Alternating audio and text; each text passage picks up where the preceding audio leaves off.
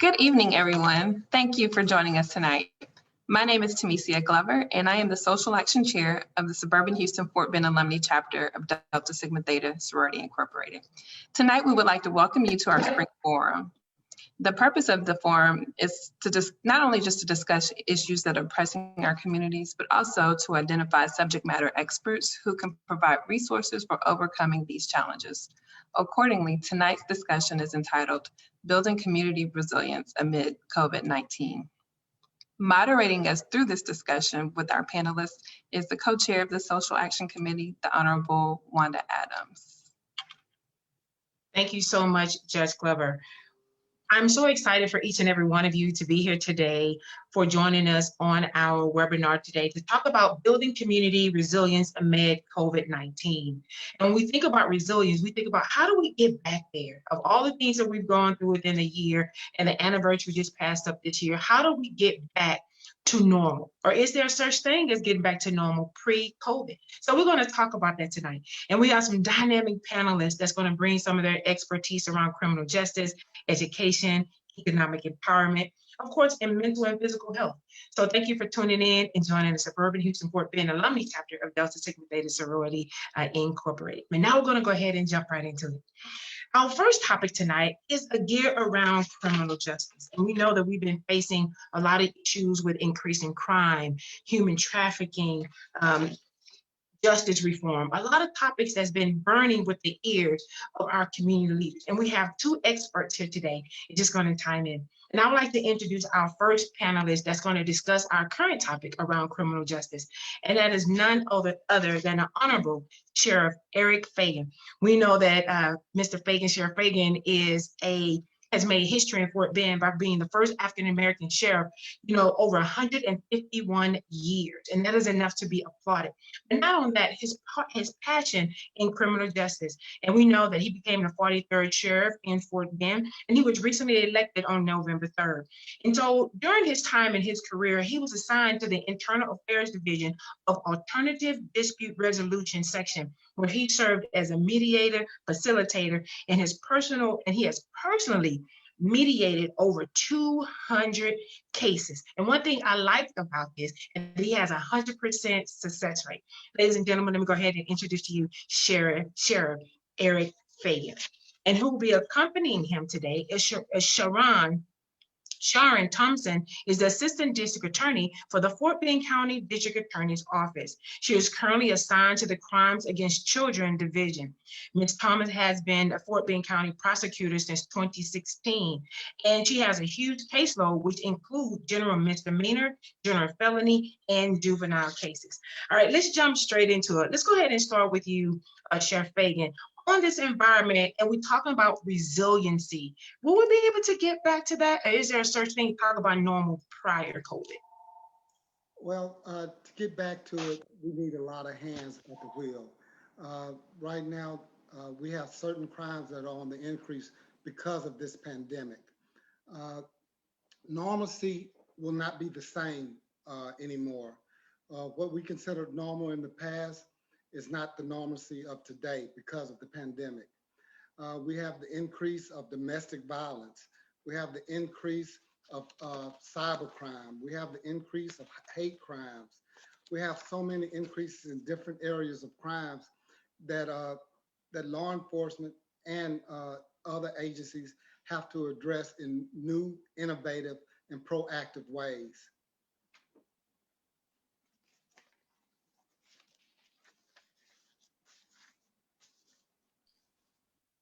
You're muted, Ms. Adams.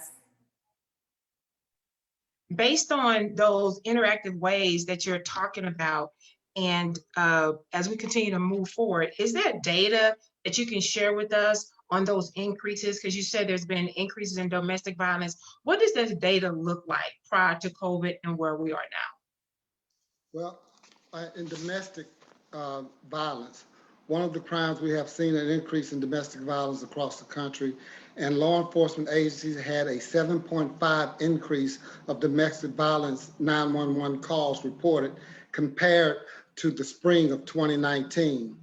In the first 5 weeks of this pandemic, we saw even a steeper increase, a 9.7% of 911 calls. Disturbingly, the data suggests that the pandemic has produced many new offenders. Reports coming from homes with no previous records of domestic violence in their homes before because of the pandemic. Along with this, even though it's not necessarily considered a crime, suicide is at an alarming increase in the US. Just in my county of Fort Bend this year, we've had over 13 cases of suicide, and we're only in the month of March. Studies modeling the effect of COVID-19 pandemic on suicide rates predict an increase ranging from 1% to a staggering 145%, largely reflecting a variation in underlying assumptions. Particularly, emphasis has been given to the effects of the pandemic on children and young people because of them being locked in homes and different changes in their lives. Suicide rates in our younger age groups are at a higher rate. Also, I mentioned cyber crimes. With more people spending more time online, cyber crimes has also increased. With work from home increasing more and more, corporate data is being accessed at home from different homes that may not have the same level of security as the office systems at their offices. Another cyber fraud increase. Money meant for unemployed is being redirected fraudulently to accounts. With more and more people having to work from their homes due to pandemic, cyber crimes will only be on the increase. Also, yes, go ahead. Go ahead. No, go ahead. Counterfeiting and fraud. Counterfeiting and fraud is directly related to COVID-19 pandemic, has also been uncovered. In the beginning of March 2020, over 34,000 counterfeit surgical masks were seized by law enforcement. In the United States, individuals were arrested for impersonating doctors and demanding payment for treatment. This pandemic has brought out the worst in some people who prey on the vulnerable among us. We in law enforcement are addressing these crimes and are making numerous arrests. But I must say this pandemic has also brought out the best in us, where we have seen people share their food and supplies to others who were in need. Individuals who have never before organized any event, I've seen organized shoes, food, and water drives. Our medical professionals working day and night and volunteering to go to other cities to help the sick. Our law enforcement also volunteering at testing sites and vaccination centers to help. One of my campaign slogans has never, that I've used, has never meant more than what it means now. I know you all may remember the Isley Brothers song, "We Have Work to Do." Well, I use that slogan to say, Fort Bend, we have work to do. And when you talk about a lot of work that has to be done, and I know you have to work in tune with the DA's office, and I know, Ms. Thomas, when you think about all those data points and everything that he's talking about of all the different crimes, you all have to accept a lot of those that is coming from the rest, and especially with your expertise around juvenile crimes. How is those data points and how that's been affecting the juveniles in our community based on your expertise during this COVID time as well? Well, first of all, thank you so much to the Suburban Houston Fort Bend Alumni Chapter for hosting such a relevant discussion at this time and inviting us to participate in it. I can speak specifically really to the COVID-related spike that we've seen in domestic violence, sort of just to elaborate on what Sheriff Fagan has pointed out, because this data points related to that specific area has been striking. Just to give you guys some context, historically, our office would get about 1 to 2 domestic violence related homicides a year. But this past year, that number has exploded to about 8 or 9. And so it's not just something I think Sheriff Fagan is seeing in the jurisdiction that he covers. I think it's something that law enforcement agencies in Fort Bend County are seeing much more broadly. But to your question as it relates to juveniles, So I'm currently in the Crimes Against Children division, so I only have anecdotal data as it relates to juveniles, but I know the juvenile division is working around the clock because juveniles are entitled to detention hearings and things like that that other adult accused aren't entitled to. I also know that the juvenile, through the chief there in that division and at the direction of our DA, has been really progressive in sort of rooting out and sort of diverting the juveniles who shouldn't be in the juvenile justice system, some nonviolent juvenile offenders. So they've been much more aggressive and progressive in their approach to sort of be much more discerning in the juveniles that are coming through the juvenile justice system. And that is a lot of information, but I want both of you in this final question, but to let everybody know that you can put your questions in Facebook and we'll get to those questions, as well as those of you who are watching, you can also send your questions through chat for any one of our panelists. But I want you to talk about this. When we talk about challenges and next steps, whether it's from the DA's office or from the sheriff's office, what is the voice that needs to be heard? What is the solution? What is the next steps that our communities need to hear? Because we are talking about resiliency, and that's, going back or getting back, to the beginning. So let's talk about what is our next step in these challenges that both of your offices have been experiencing, something that our viewers would like to hear tonight.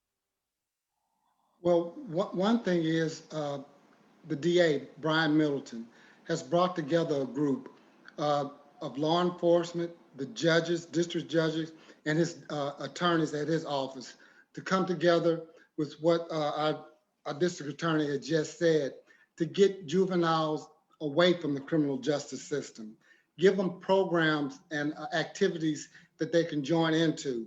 We have to reach out to our juveniles and our youth in different areas, not just in Fort Bend, but from all over, and use different techniques.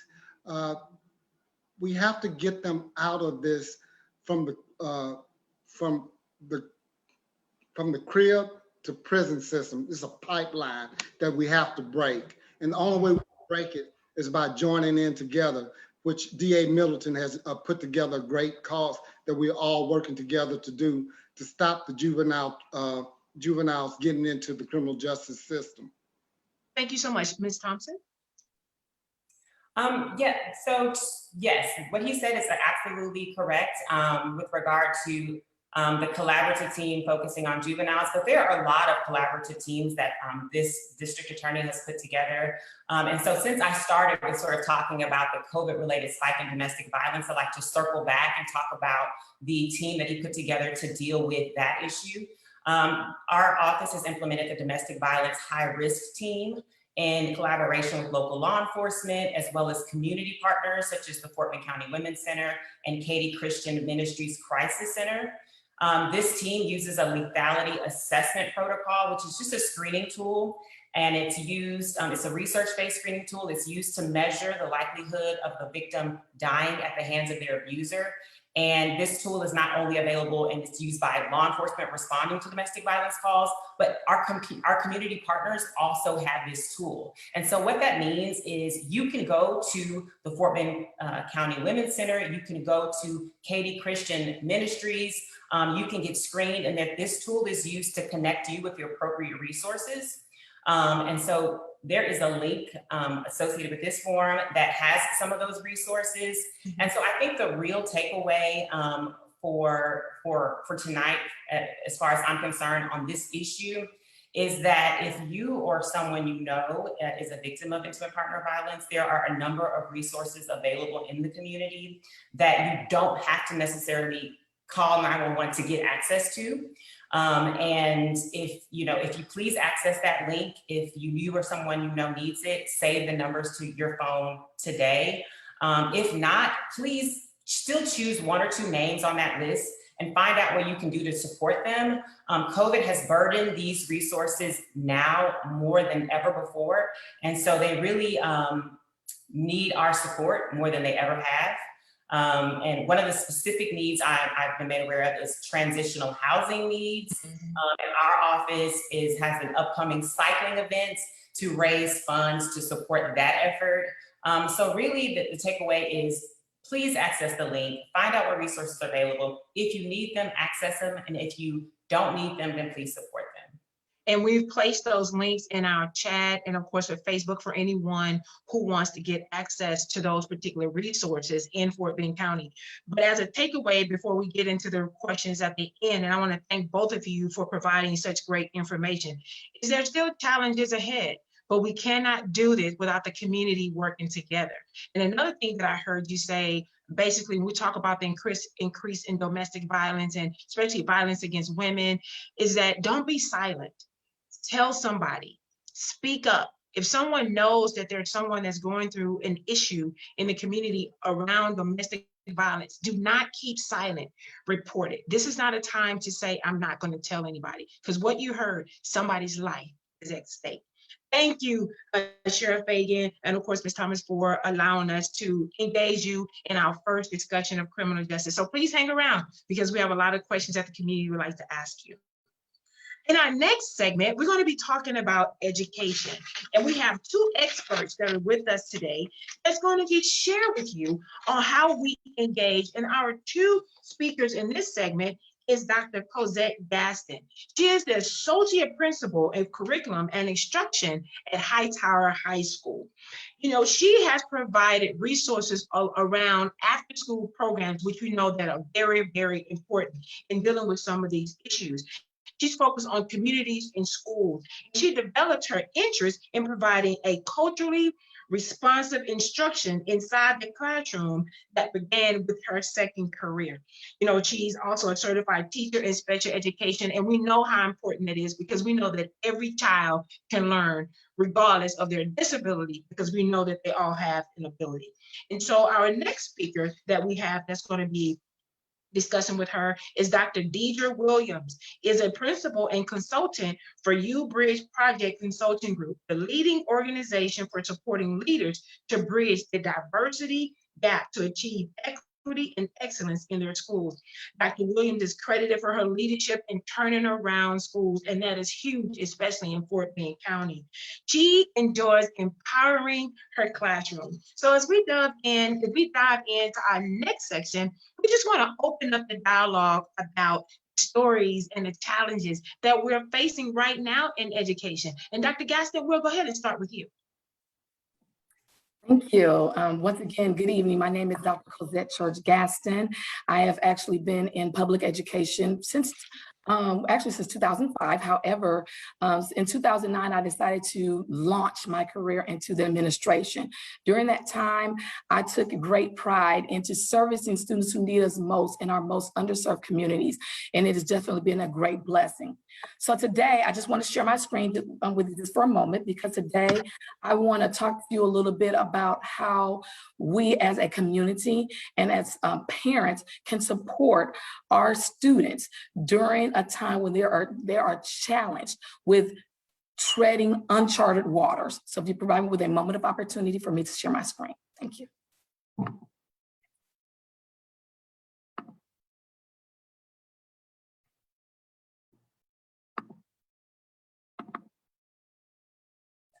Okay.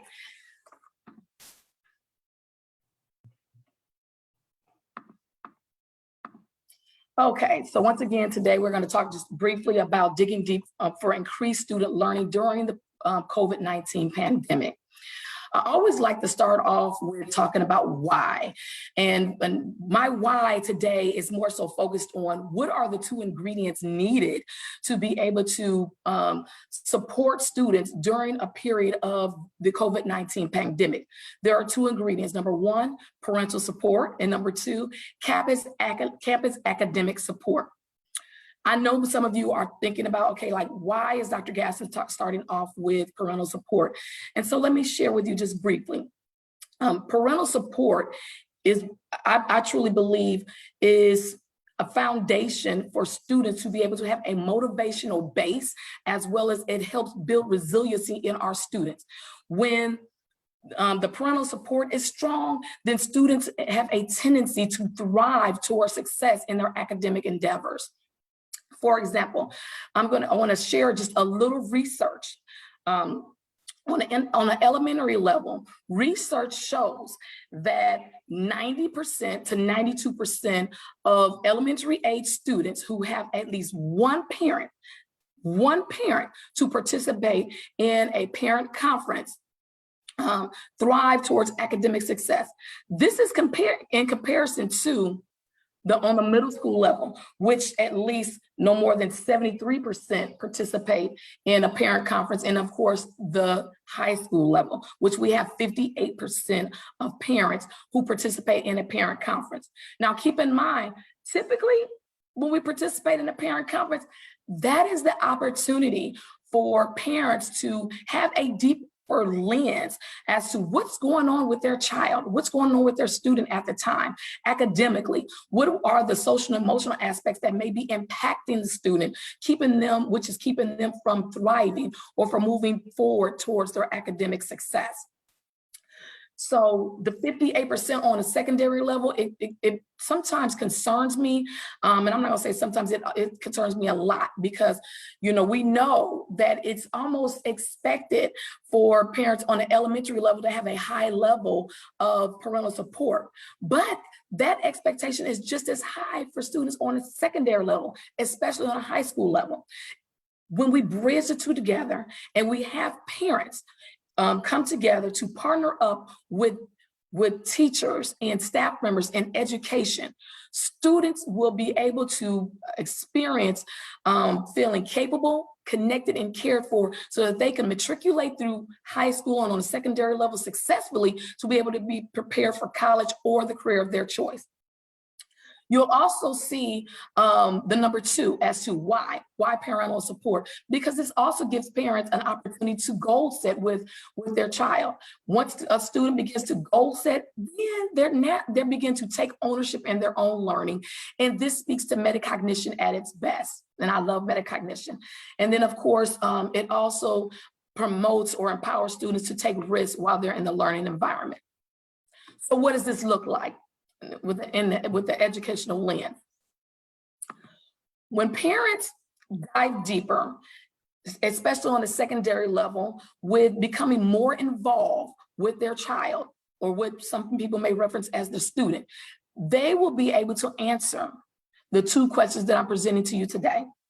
Number 1, what does parental support look like for the virtual or face-to-face student while navigating uncharted waters during COVID-19? A parent who is involved and who understands the need to increase their involvement, especially during a time like this, will be able to answer the question, because it will become clear. There is no right or wrong answer. It will become clear through the action steps that is being taken by the parent. And then of course, number 2, the parent will be able to answer, how does it lend itself to student learning and progression? As students feel supported and feel cared for, especially during a time that they are challenged with treading uncharted waters, they will begin to thrive during the COVID-19 pandemic. They will get gritty in nature, and they will be able to push through the process. The reason why I'm sharing this is because I'm living it with the students. I see it daily, and I truly understand what it takes to motivate our students to become successful during a time such as this. So here are a few tips. Number 1, on the middle school level, these are a few things that parents can do as they begin to partner up with the school system. Number 1, implement daily planners, even on the middle school level. This helps students become better organized, and it's also a transfer skill for students as they matriculate to high school and then once again into college. This also serves as a check-in for parents to understand exactly where their child is and where their child needs to be in the weeks to come, the weeks or months to come.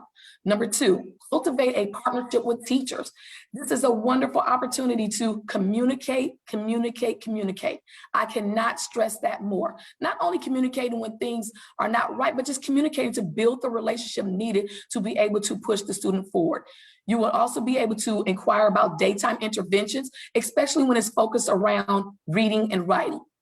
Provide hands-on work or homework or assistance with your child. Notice I said hands-on. This is definitely needed during a time that we're treading into COVID-19. We have to get in the paint with our students, get in the paint with our children, and really, really work with them on their homework and be able to offer many lessons if possible. If you say, well, church, I do not specialize in that, that's fine. Then, it's necessary to offer the tech support needed where students will still have, resources at their fingertips to be able to learn the skills needed to Dr. Gaston, let's talk about those resources, because I'm looking in our chat and we have questions along that. And what I'm gonna do right now, because they have questions for Dr. Williams, and I want to go ahead and get this question for her. So Absolutely. Dr. Williams, yes. So Dr. Williams, based on some of the questions that are being said, when you talk about your specialty in wraparound services for students, and you're dealing with at-risk students, and your expertise in creating a successful school team, and not only with your published author and all your books and dealing with empowerment classroom management, how do we get that message across to the parents of their engagement, of the challenges, and some of the solutions that can be made based on some of the previous slides that Dr. Gaston spoke about? Because they want to know, how can they engage more with the parents? I mean, with the teachers as parents. You're on mute. All right, thank you for the question. So I was actually going to share some data that communicates. I love it when you said, how do we get back to normalcy? And in 2019, I, along with some of my colleagues, actually published a report revisiting the promise of education for the African-American child, where we actually talked about normalcy. Actually, we weren't in a good place before COVID-19.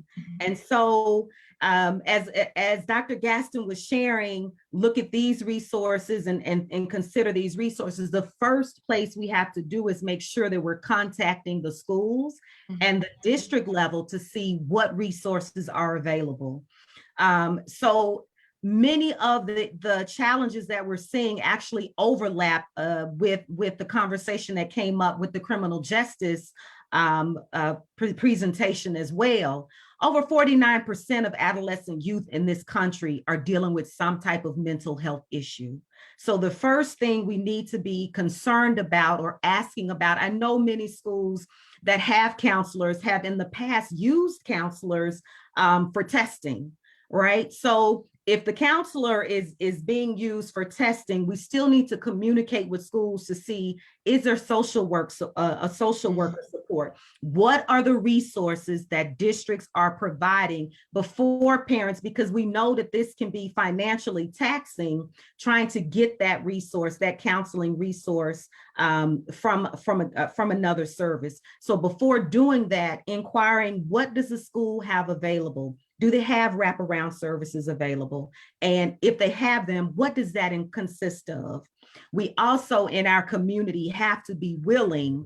So if 49% of the youth, adolescent youth in our country are dealing with this issue, over 50% of that number makes up the dropout rate.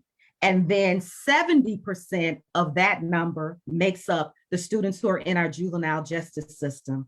African-American youth make up 44% of that number. And those are some high numbers, especially when it's steered around African-American. So in this final question for both of you, if you all can take a moment to address this question, because all of this ties in together based on what DA Thompson said this morning, and earlier today, and of course, Sharon Fagan, they mentioned something that was very important. When we try to close the prison from school to prison pipeline. And we know that the data is out there that if a person doesn't read by 3rd grade, they're apt to go to prison. So can you just chime on that just a few minutes? I'm gonna go ahead and start with Dr. Williams. How do we close that? What assurance can we give not only to our parents, but those who live in communities feels that they're being terrorized by these same students in the communities because they feel like they're not going to school, they're not educated. So what is that true solution in actually closing that school to prison pipeline of our students, especially because African American numbers are high? Right. By the time students get to middle school, we already know what our dropout is going to look like, right? We already know who's basically have an idea of who's headed in that direction. Literacy is so important. And so when we recognize while the research may say students at kindergarten, it's not developmentally appropriate for our students, we have to get started as early as possible with the reading, the writing, and the math, but especially the literacy. If we want to start closing that school to prison pipeline, if students aren't reading, they don't remain engaged in the learning process. And so for parents, oftentimes, by the time students get to middle school, they want to step away from being engaged in the process. Now is not the time. Daily, we should be making sure that our students are reading and making sure that they're reading for comprehension. And if we don't have access to the books, again, schools have access to books that students can take home. Thank you. Thank you so much. That's really important. And Dr. Gasson, I'm going to go ahead and give you 30 seconds to go ahead and wrap it up before we get into our presentation, because we have questions that I want us to get to, because people, our viewers really want to continue this conversation. So we'll continue at the end. Can you give us 30 seconds as we close out this segment on education? Absolutely. I have to concur with Dr. Deidre Williams that reading is definitely fundamental. I do recommend the 20-minute drop everything and read. I know that this is something that some people say is antiquated, but it works.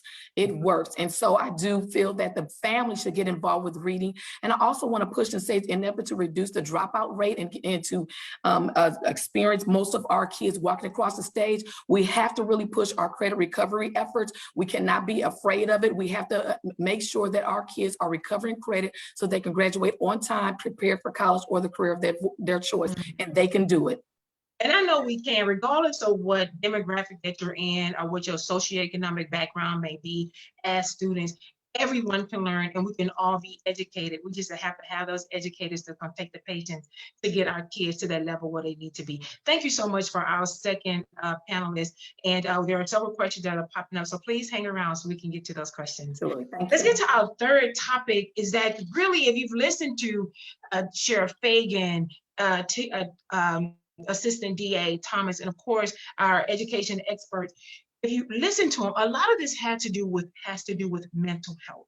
And when you talk about domestic violence, closing the prison pipeline, family, socioeconomics, it all ties around mental health. And we have an expert that's going to talk about physical and mental health challenges that we face in our community. And I'd like to introduce you to Dr. Tamara Harris. Dr. Harris is a sports performance consultant and licensed professional counselor in the Houston area who specializes in helping athletes overcome obstacles and mental blocks, including stress.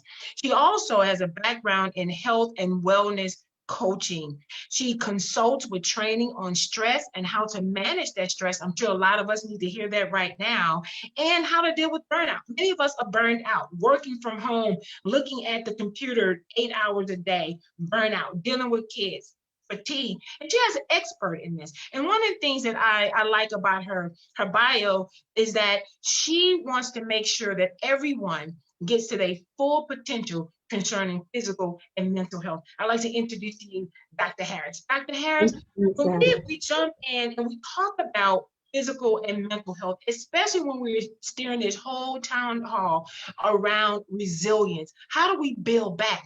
But this is mental health here.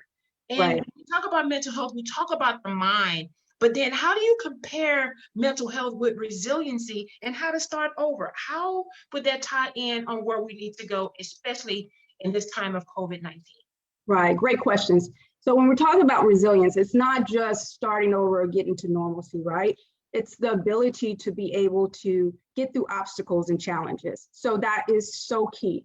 So in order to do that, especially in these times that we're living in right now, unprecedented times, it's so important for us to be aware, that self-awareness piece, to be aware of our emotional health, our mental health, in order to overcome these daily challenges that we're dealing with every day as it relates to COVID. And as it relates to COVID, as you stated earlier, You heard earlier with Shel Fagan and Assistant DA Thomas when we talked about domestic violence, because people consider that as a part of mental health, especially physically as well, and keeping our mind strong, especially in this environment, because not only this environment, we're dealing with fears too. Can you talk about a little bit about that? Definitely. So, where I go back to that piece about self-awareness. And so let's back up. Fears, worry, anxiety, frustration, sadness, and loneliness. These are all common symptoms or feelings or things that we're dealing with in regards to COVID. So it's important to realize that we're all dealing with these things, right? But when we're unable to cope, and when these things are going on for long periods of time, these are things that can turn into more serious mental health issues. So I'll kind of talk about some of the signs that, when it's time to, hey, I need help. When it's that inability to manage stress in a healthy way, that isolation for long periods of time and not wanting to be around others. Their issues with sleeping or not sleeping enough or sleeping too much, not wanting to get out of bed. Those are other signs. So there's another thing about eating or eating too much or not eating enough. And these are the things we got to really pay attention to. And these are the things that we say, okay, there's something wrong here. I do need help. The lack of energy every day. And this is a big one. The daily things that we usually have fun with or interest in and our hobbies, when we stop wanting to do those things for a long period of time, these are serious signs to say or be able to know, okay, I need help. And here's the thing, it's okay, and I share this a lot with people, it's okay not to be okay, but it's not okay not to ask for help. So recognizing these signs and recognizing, yes, I need help, and being okay with asking for help. And one of the things we mentioned earlier was like not suffering in silence and being quiet, right?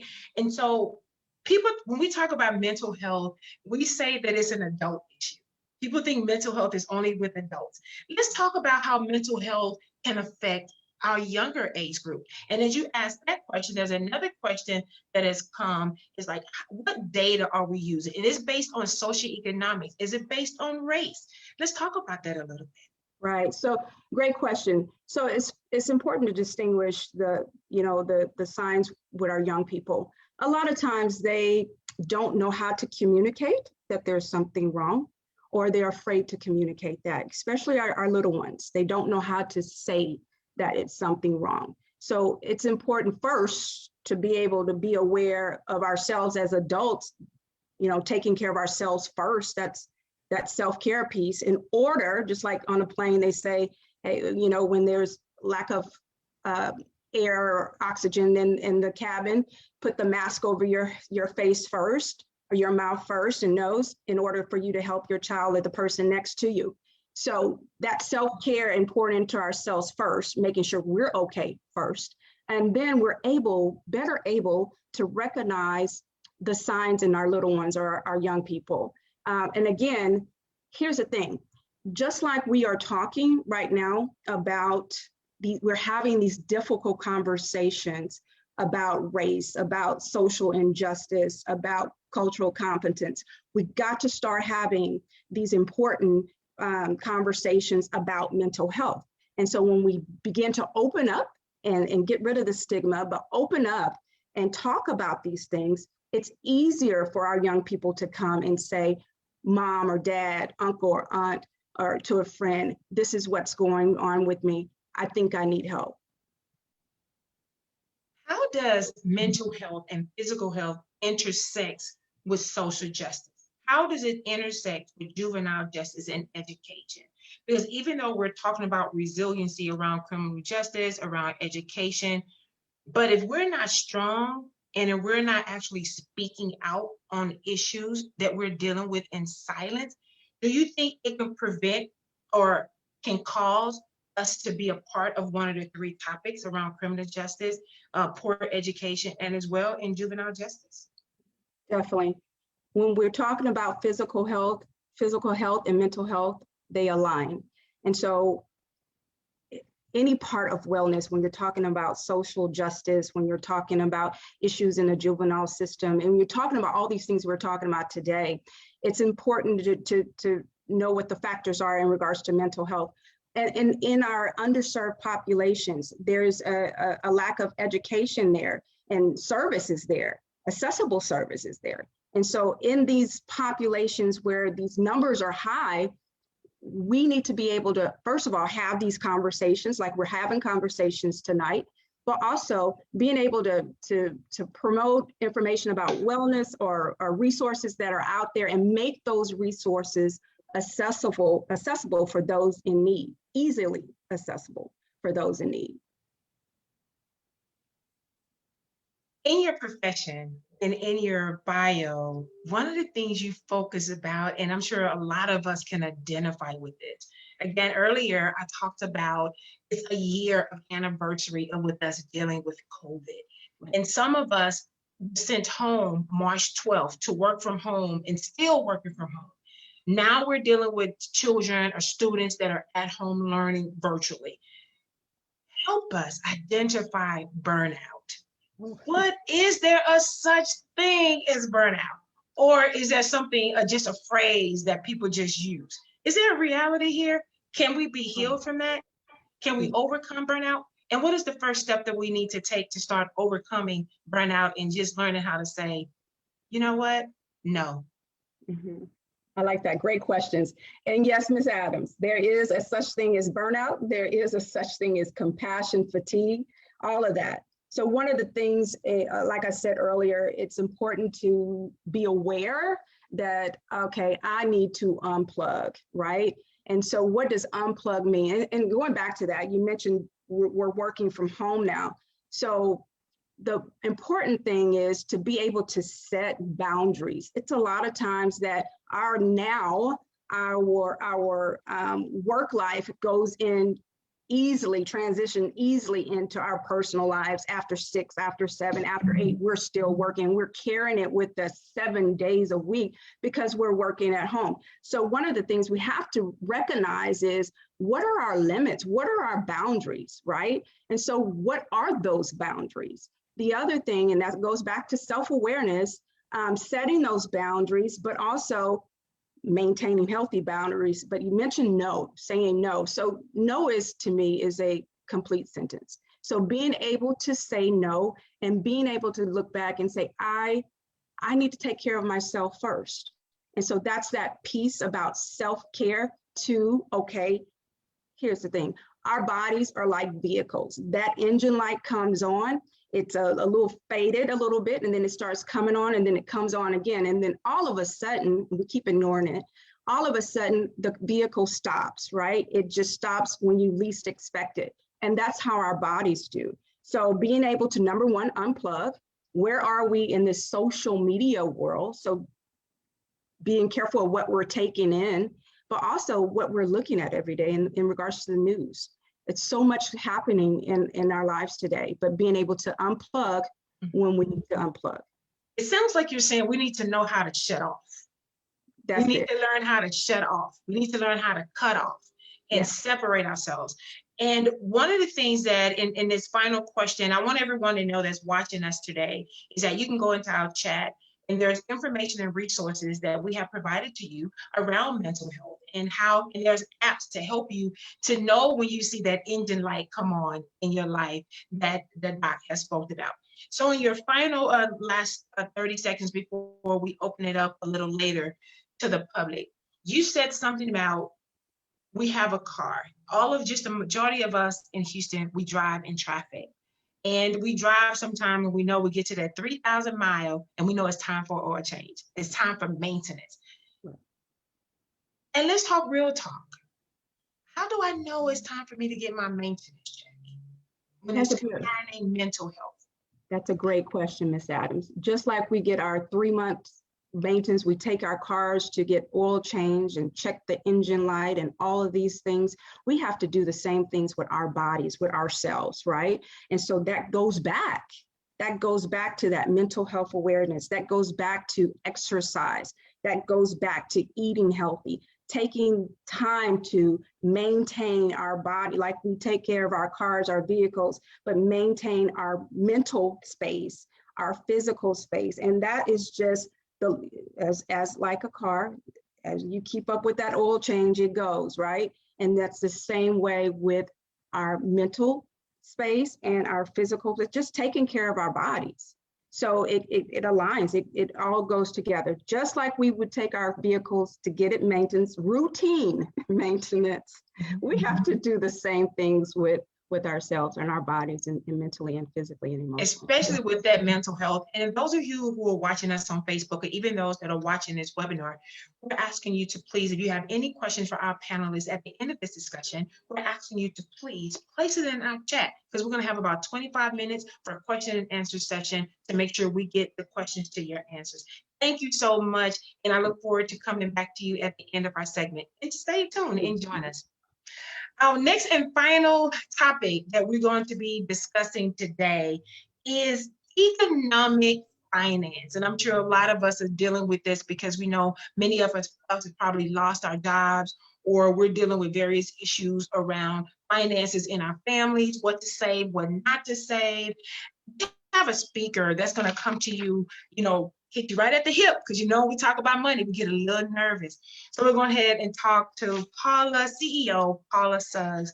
She has many years in corporate service, include diverse experience in supervision, and she deals with project management, training development, delivery, environmental compliance, finance, and procurement. And she deals with business startups, especially in the midst of COVID, because I'm sure a lot of businesses were birthed because of COVID-19. And she believed in innovation and creative thinking around economic and finance. I want to introduce you, CEO Paula Suggs. Before we jump straight in, and our topic around is building resiliency. Let's talk about building resiliency around economics and finance. Wonderful, wonderful. Thank you so much for that, Wanda. I bring you greetings from Epitome Tax and Insurance, and I so appreciate the opportunity and the invitation to share thoughts with you around the economic impact of COVID on our nation and on our community. So let's jump right in. Next slide. The pandemic has affected us all in countless ways. Within the uncertainty, many have made out well. They paid down their debt, they found ways to shore up their savings, and possibly they've been able to keep up with their budget and even gotten a couple stimulus checks or two, right? But some of us don't fall into this group, and I want to talk about that group tonight. So although some of our neighbors feel prepared to handle next month's bills, many feel unstable, and they don't have enough to handle short-term unemployment. A quarter of Americans still have less than $500 in savings. And if you can imagine, many have lost their jobs, and they don't even have the ability to handle unexpected expenses, up to $5,000 or so. And I'm sure a lot of us can relate to that. So the COVID pandemic has changed our lives in many, many ways. There was a survey that came out by the Discover Personal Loans, and it shed light on how the pandemic is affecting consumer financial situations. In that, 54% of consumers who reported having anxiety when it comes to their financial situation say that the pandemic is the cause of at least half of their stress. So we just got through talking about mental illness, and we'll see tonight that the mental stability and our financial stability, they go hand in hand. Next slide. Some key highlights of the financial impact of the pandemic on average Americans includes a record 39 million people have filed for unemployment. In the first 2 months that it was being offered last year, 39 million people already were applying for unemployment. More than 100,000 small businesses, they've permanently shut down. So they existed and now they're no more. And as you can imagine, many small businesses, most small businesses are family owned or centered around a community. They're now gone. There has been a rise in the number of Americans that are unable to pay rent. Very quickly, this all started in March. By May, at least 20% of the people had already missed 1 month of their rent payment. Next slide. Now, it hasn't helped that 51% of people, they had to dig into their savings account or their emergency fund really quickly. 63% of the people, they worry about running out of money already. And 88% of people had recently lost their jobs. They're worried about just having to lose everything and going into foreclosure. So among those that had reported financial stress due to COVID, almost half are worried about just everyday expenses, not just the big items like the mortgage, but being able to afford everyday expenses. And the impact of the volatile stock market on their retirement plans and the lack of emergency savings are very, very key concerns that are pressing down on everyone. Now, as the pandemic wreaks havoc on our mental and physical health, it's also quietly reshaping how Americans will face retirement and old age in years to come. So it's true that COVID is affecting everyone, but we've kind of heard a little bit tonight that the impacts are not always universal. There's evidence to date that suggests that Black and Hispanic workers are facing much more economic and health insecurity from COVID-19 than other workers. And this racial impact of the virus is deeply rooted in historic and ongoing social and economic injustices. The disparities in health status, access to health care, wealth, employment, wages, housing, income, poverty, it goes on and on. These things all contribute to greater susceptibility to the virus, both economically as well as physically. Now, although, as we mentioned, some things are universal, Black and Brown communities, they are sharing many experiences that make them more susceptible.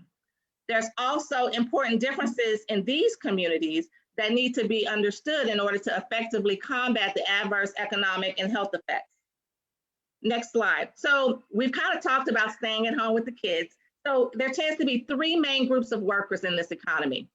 Those who have lost their jobs and they face economic insecurity, those who are classified as essential workers and face health insecurity as a result of that, and then those who are able to continue to work from home and to have a safe environment. Unfortunately, African-American workers are less likely to be found in that last group of working from home. They have suffered a record number of job losses. They also are disproportionately found amongst the essential workers in the economy today. So they're continuing to go to their workplace, but they're risking their health and that of their families because they're unable to sustain social distances from their coworkers or the other customers. Now, the labor market has continued to deteriorate. We all know that there's been massive numbers of unemployment claims, but going back to May of last year, nearly 1 in 4 workers had already applied for unemployment benefits. Furthermore, in the first month of job losses, for every 100 workers who were able to file for unemployment, 37 additional workers were not able to apply. So many of you may have experienced holding on the phone for long periods or the internet being shut down. And so the numbers are far more than what we see in the statistics. So this slide that we're looking at here shows the unemployment rates for workers in February, March, and April of last year. And in February, this benchmarks the pre-pandemic economy. The Black unemployment rate, even though it's always tough, COVID has really exacerbated that. It's been persistently and significantly higher than our white counterparts. Both began to rise in March, and then we saw a very large skyrocketing in April. And as of the latest data, the Black unemployment rate is 6.7% compared to the white unemployment rate of 14.2%. Now, although these differences are notable, they mask even a greater disparity that is apparent when we look at race and gender. More than 1 in 6 Black workers lost their job between that February and the April time period. And as the unemployment rates continue to rise, women suffer greater job losses than the men have. 18.8% of Black women workers have lost their jobs very quickly in that February to April time period. And Black and Hispanic women now have the highest unemployment rate of the groups that have been analyzed. Let's dig a little deeper. Before we dig deeper, because I think these slides, based on the data, because that was one of the questions that came in, they was interested in the demographic groups among who felt within these economic crises, and I think you answered that. But that was a question that came in. I really want you to chime in before the end of your part, is the big elephant that has hit the room within the last 24 hours. There was a huge elephant that hit the room, which is called stimulus, right? The stimulus check hit many bank accounts on today. And so the question come in is like, what do they do? We know that the stimulus was meant to stimulate the economy. Some conversations that the question came up just a few moments ago, that I'm just gonna pay my bills. So based on your expertise and based on your finance, with this stimulus stimulating the economy, what is the appropriate thing to do? Is it to save it, to actually spend it on the outside to stimulate the economy, pay bills with it? What is the right thing to do? Because some people like, I got this $1,400, okay.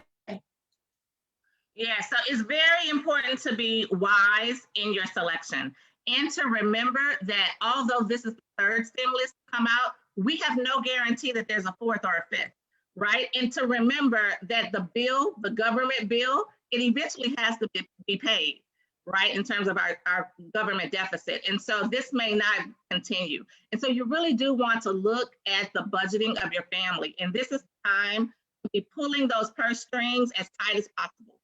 Even if you have not felt it yet, we have no idea how long this pandemic is going to last. And so even if the sun is shining at your house right now, you want to be as frugal as possible. And you want to look at those ways that you can cut costs, and you want to save that stimulus if you can. If you cannot, you really do want to be paying your essentials. It's very important during this time that you're calling your creditors, asking them for leniency, asking them for deference. Don't ignore those bills, make those contacts. And there are lots of programs that are out there, even if they're not publicized publicly, with your utilities and your credit cards. Make the phone call with your mortgages and negotiate cheaper rates, lower rates, and do your best to keep as much of that stimulus in your household as possible.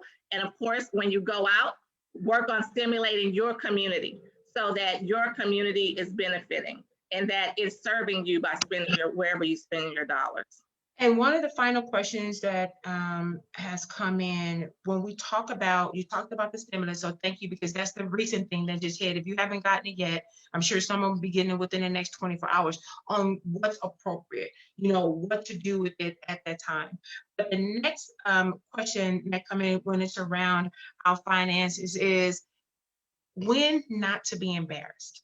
If you are facing these financial crises, especially in the midst of COVID, how not to be embarrassed to go ahead and ask someone. Because I know one of the conversation has been around someone, they're so quick to go get a payday loan. I'm going to get the payday loan to hurry up and get out of it. Where does to minimize the embarrassment of an individual who had a great job, and all of a sudden I'm filing the foreclosure, I can't pay my rent, it's hitting bad for me, but they would sink by themselves without coming up for air and asking someone. So is the payday lending the first place to run? Or should they minimize the embarrassment and ask someone? How does one person do that? And what decisions does it make? Yes, absolutely. You do want to make sure that whatever your pay grade is, that you have a trusted advisor, that all of your financial information isn't coming from the barbershop, and that you're getting real information. And I know it's hard because the news is bombarding us all the time, but you do want to make sure that you are asking for help as soon as possible. As I mentioned, you want to call those creditors, and you want to focus on debt consolidation, lowering your interest rates, and don't be afraid of the stimulus. So if you're a business, don't be afraid of PPP. Don't be afraid of EIDL. Connect with your tax professional, your accountant, someone that is in the business in your network. And don't be afraid. A lot of times in certain communities, they're afraid to take on debt. or they don't want to give the government their information, this is not that time. These funds are at very low interest rates, 1%, 2% and 3%.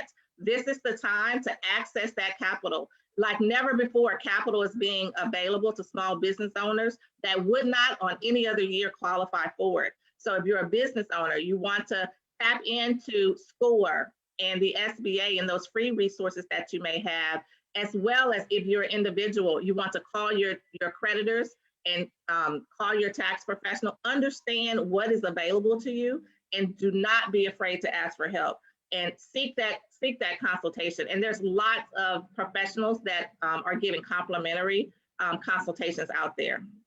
And while we want to hear more from your expertise, but as we continue just to wrap up our first 4 segments, we want to go ahead and ask all of our speakers, if you would go ahead and open up your cameras, because now we have questions that we want to engage around all of our panelists on today.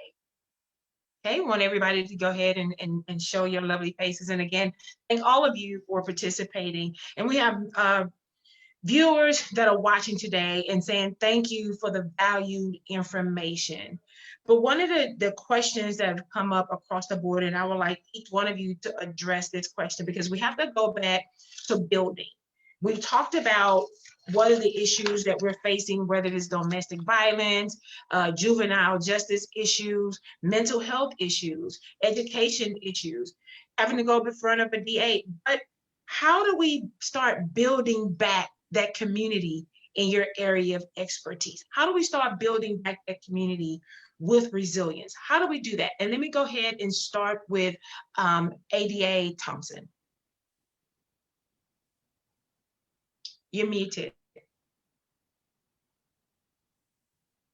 So in terms of building back the criminal justice system, I guess there's 2 things that I can speak to. First is just the criminal justice system itself, right? We haven't had juries in over a year. And what that's meant for the criminal justice system here in Fort Bend County is that cases just aren't resolving the way that we're used to them resolving. And so victims are waiting a much longer time to get their cases resolved and get justice.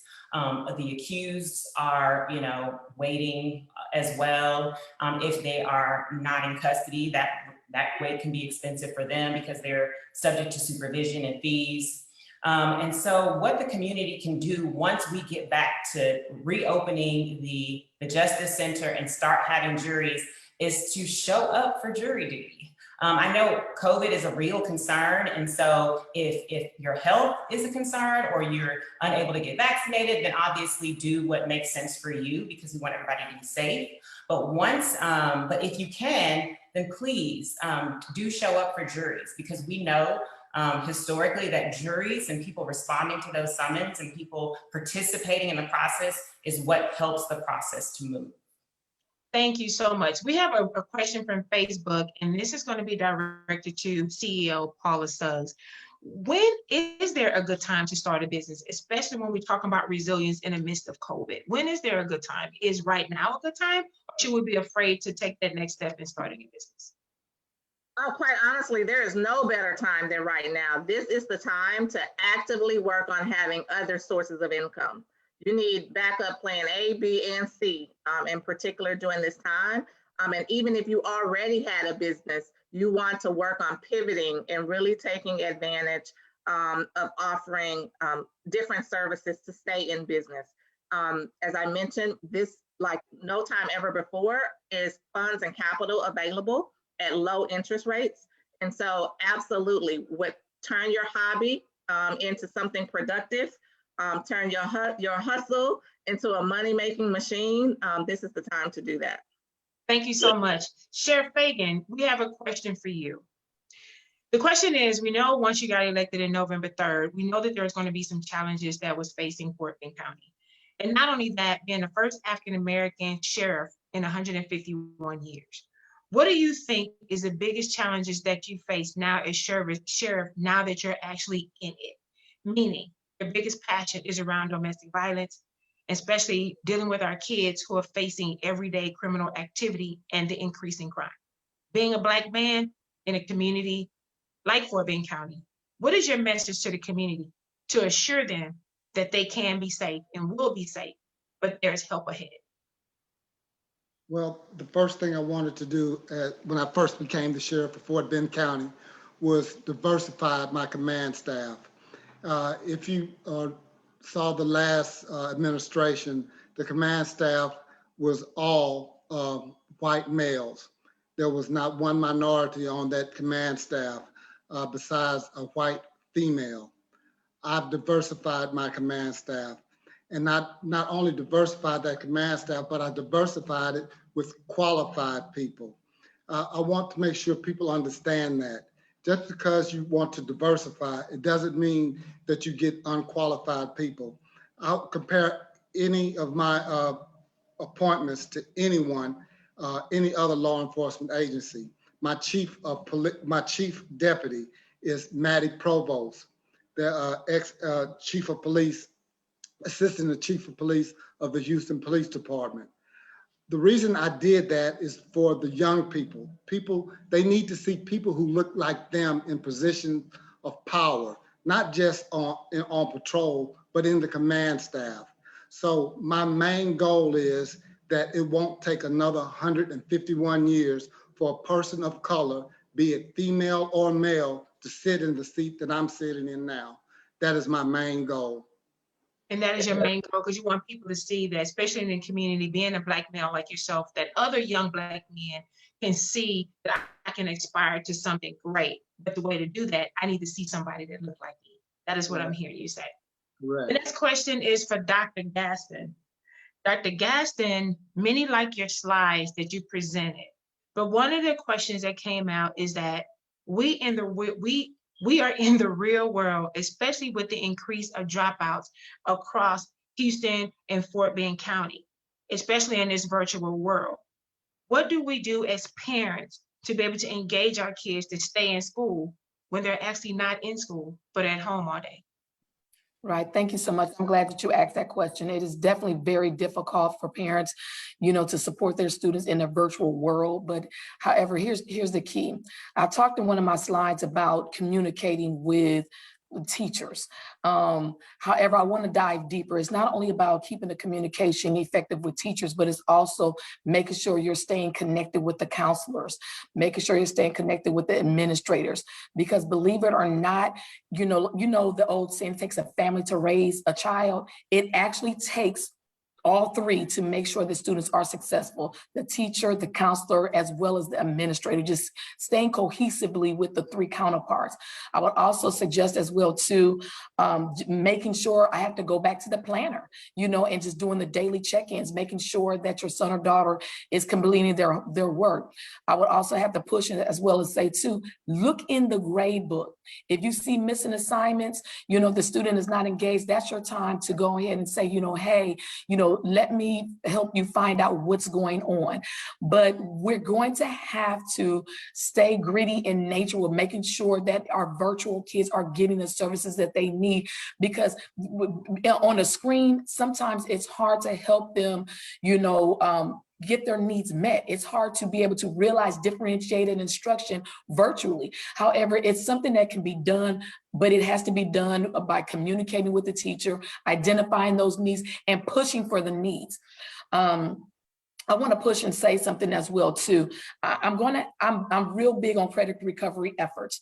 Communicate with the administrator as well as the counselor to find out what credit recovery efforts are out there, services are out there for your son or daughter, as well as I want to push and say grade assignment repair, where students can actually submit assignments to repair their assignments to prevent them from failing before they fail.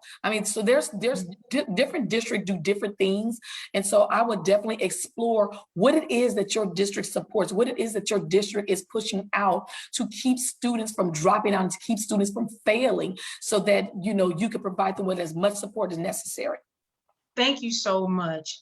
Dr. Harris, here's a question for you. Reality check, Dr. Harris. Okay. COVID has been a huge strain on my family, especially in the midst of marriage. Can you please share with us, especially sisters, how do we blend it back when the year has passed and actually mental health has kind of driven a and acts through our relationship, can it be saved and brought back together in the midst of COVID or even after? So great question. And so that goes back, just like individual counseling and services like that, it goes back to asking for help. And so this is one of those areas where couples counseling would be beneficial in this situation. And so being able to reach out, number one, for help and get that professional guidance and assistance in working through that. And, that's going to be key in that area. And that's going to be key. And if you will follow up on this too, it's also asked is, can you please share some burnout symptoms and how often should one engage in self-care? Okay, so when we're talking about burnout, you can feel that mentally and physically. So fatigue, and we got this thing called Zoom fatigue, or that piece as well. But also just checking in mentally where you are, not being able to concentrate, mood changes, anger, frustration, loneliness, those kind of things, not being able to focus and enjoy, again, those things that you normally would enjoy. And here's the thing, is just lose interest in whether that be work, relationship, or what have you. You're tired, you're exhausted. There's no more gas in the tank. And so what you want to do is routinely have something, and that we go back to mental health, we go back to exercise, we go back to proper nutrition, we go back to taking care of ourselves so you don't get to that burnout.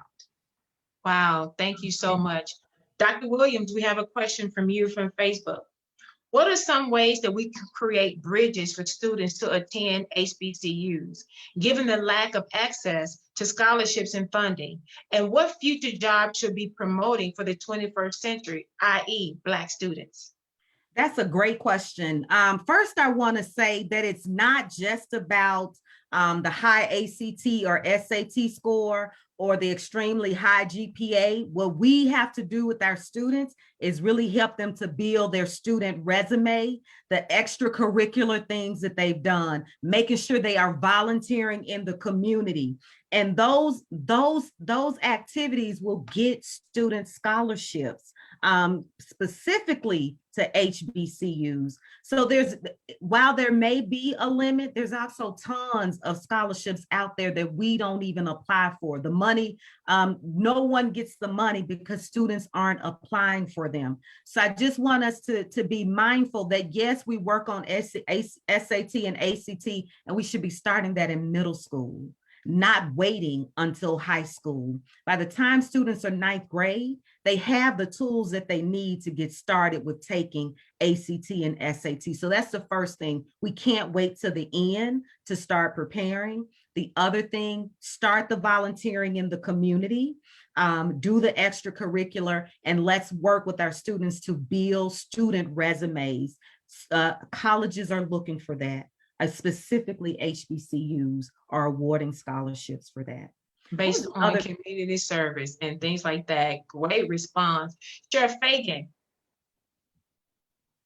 one of the questions that's coming is stating, what is your message of all the crime that is increased in the communities? What is the message to build strong social justice? The way to build strong social justice is us, the law enforcement, collaborating with communities, collaborating with organizations in the communities to work together. There's one thing I want criminal justice, law enforcement agencies, district attorney's office, and schools to also recognize. There's a thing out there that's called adultification that is affecting our students more than anything else. What adultification is it's where they put adult stereotypes on our young children, people of color, because they think just because people of color, they have less immaturity. They put adult charges on a juvenile child for the same crime that another race would have, but they treat our children like adults where the other child is treated like a child. We have to be very careful that we watch for things like that. So we need the community and law enforcement and the juvenile criminal justice system all to join together, to work together, to watch out for all children. Thank you. And we have one final question, and this is for all the panelists, but I want you to take 30 seconds to answer this as we begin to close out. The title of our forum is Building Community Resilience Among COVID. In closing out in your prospective professions, talk about resiliency to the community in 30 seconds. Let's start with Paula Suggs.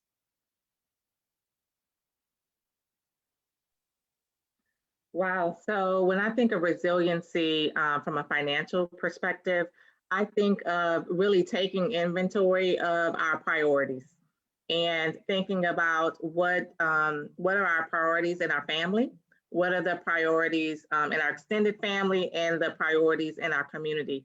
Where our heart is where our money follows. And so it is really important that we start to prioritize saving and planning now for tomorrow. And that we do that in a way so that when COVID, Lord forbid, or any other emergency comes up, that we're prepared and that we can weather the storm. So in terms of, we have to be ready to weather the storm, and it's never too late to start. Today is a good today is a good day. Dr. Harris, resiliency when it comes to mental health. Yes, so resiliency when it comes to mental health, the first thing is that we have to be self-aware. We have to be able to know where we are in our mental space and emotional space and getting through these obstacles and challenges. The other thing is we're never by ourselves. The last thing is that use your support system. We're all in this together. And the important thing is to stay connected. And when you need help, ask for help. Right, we have like a minute and a half. You're gonna take 30 seconds if you will. Dr. Gaston, resiliency in education. Thank you. When I think in terms of resiliency, in terms of education, I'm thinking grit and perseverance. The skill sets needed to be able to push through the academic process during the time we are treading unfamiliar waters during the COVID-19 pandemic. Thank you so much.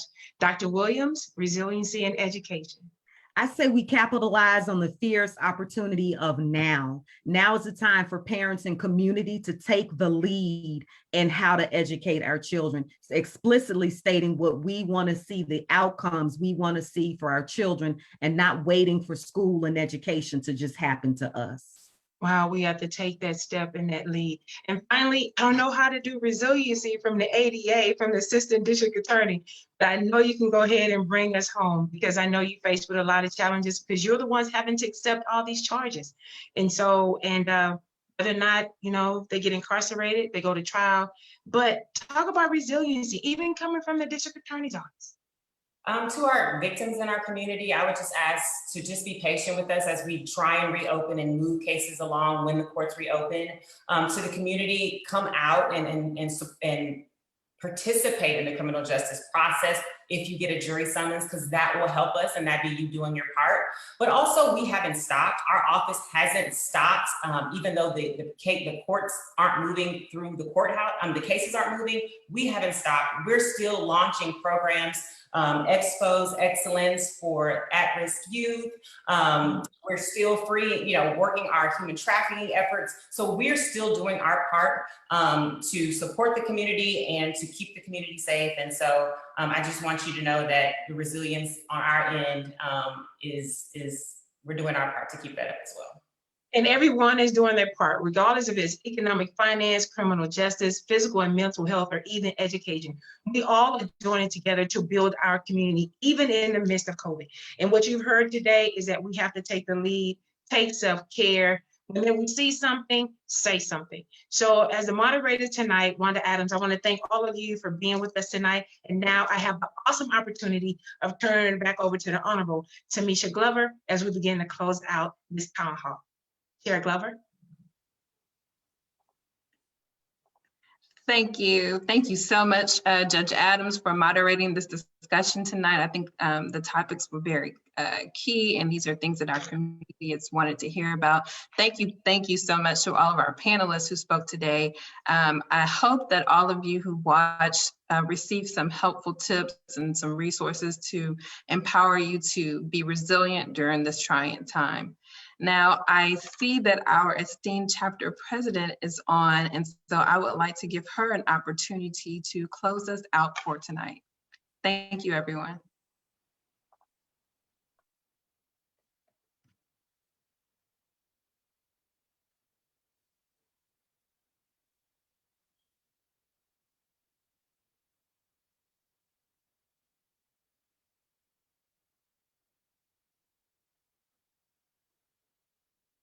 President Jackie Smith, are you still muted? There she is. You're muted, President Smith. Can you hear me? Yes. We can hear you. Okay, I just wanted to say thank you so much. I enjoyed the entire thing. I learned so much. And I want to thank Judge Glover, Judge Wanda Adams. Thank you to all our panelists, the sheriff. Thank you so much, the district attorney, these educators. We are resilient and we will get through this. And so we had some good information. And so I thank you all for taking the time, Suburban Houston Fort Bend Alumni Chapter, to get this information out, not only to us, but to the community. And so we want to thank you once again.